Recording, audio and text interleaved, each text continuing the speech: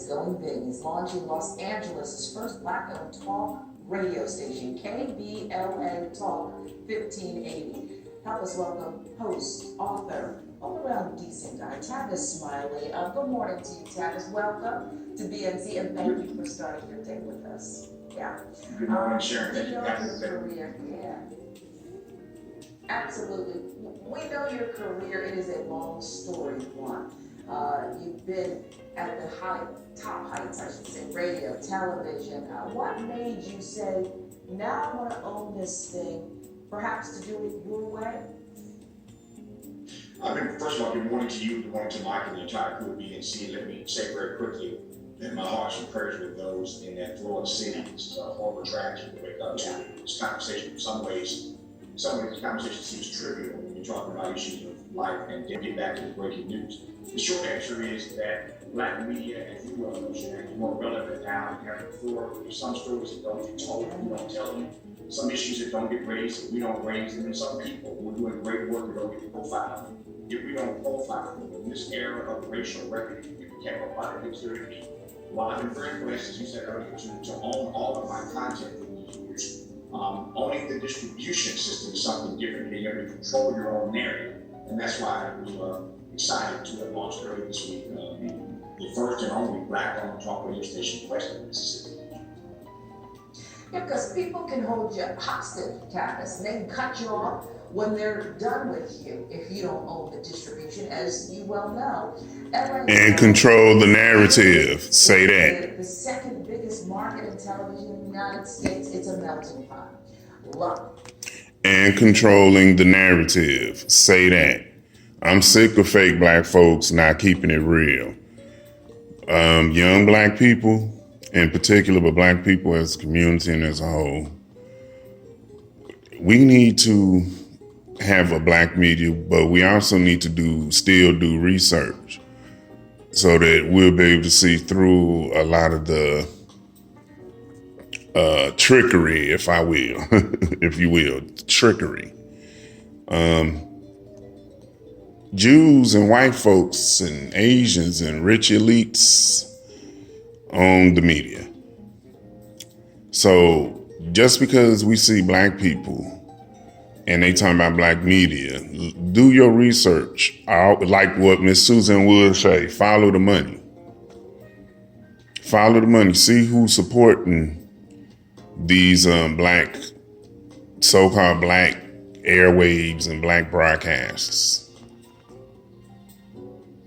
How are you going to stand out in the crowd? How are you going to push yourself and your product out there? The problem with television, frankly, and certainly talk radio, which I call Sharon, a conservative citadel all across this country, the problem is that for too long, talk radio in this country, and certainly in this multiracial city, believe it or not, has been all day, all night, all white. And something about that has to change. There has to be a platform for people of color and other progressive voices to have their say. And so I think it's really just about doing the work. I don't think we have to jump through a bunch of hoops and play a bunch of games and tricks. It's about giving people a platform where they can hear the truth. We believe in seeking the truth, speaking the truth, standing on the truth, and staying with the truth. And I believe that if we just seek the truth and give people a chance to be heard, give them a voice, give them a platform, they'll embrace it. And that's what we're trying to do. And that's all we're trying to do right now. We know 4 years ago you went through it, okay?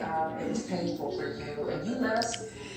Again, do the research, follow the money, follow the money.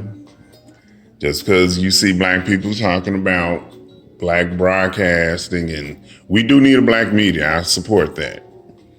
Okay, Fox Soul Live is very disappointing because they cherry pick what they want to discuss.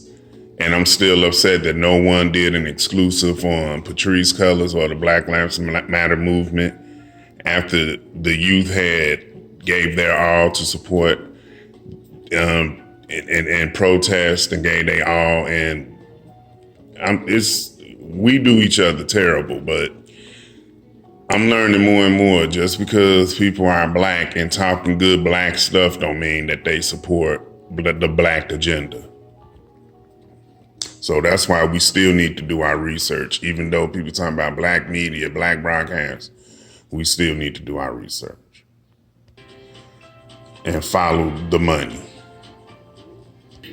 And so when these allegations were raised, I filed a lawsuit against the network to protect my good name. That lawsuit, we lost. That case is on appeal. But it was never about, it was not a Me-Too case. It was a contract case, as you mentioned.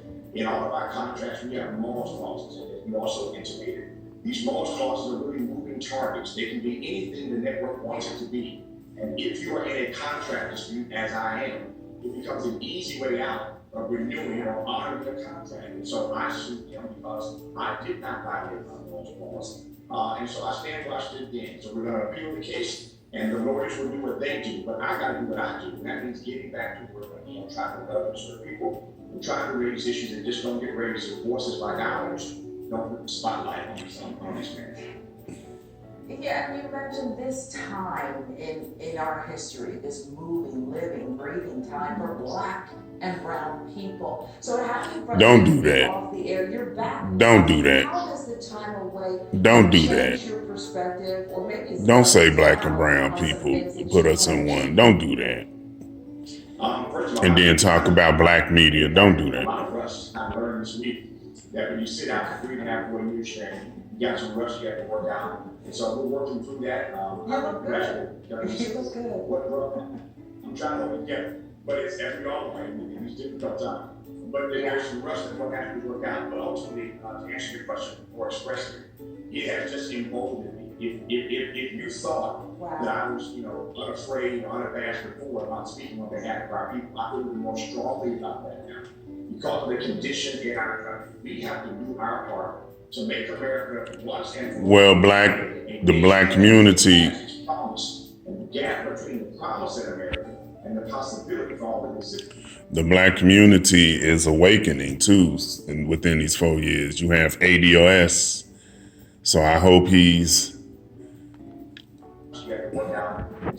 gonna interview and have them on his panel.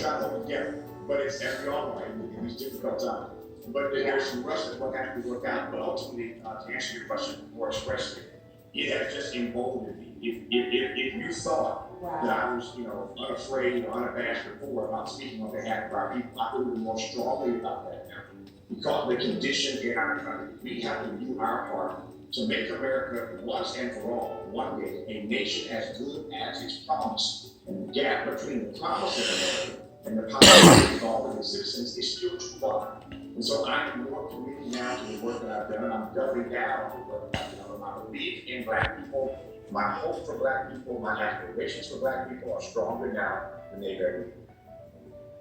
Well, we love it. And I can't wait to hear what you're stronger now. What the listeners expect. But you just answered it. And we look forward, Tavis, to listening to you Sick and of this. having your important voice back in the arena. So Sick thank you of for answering this. all questions. And we look forward to a new day coming. Thank you for starting the day with us.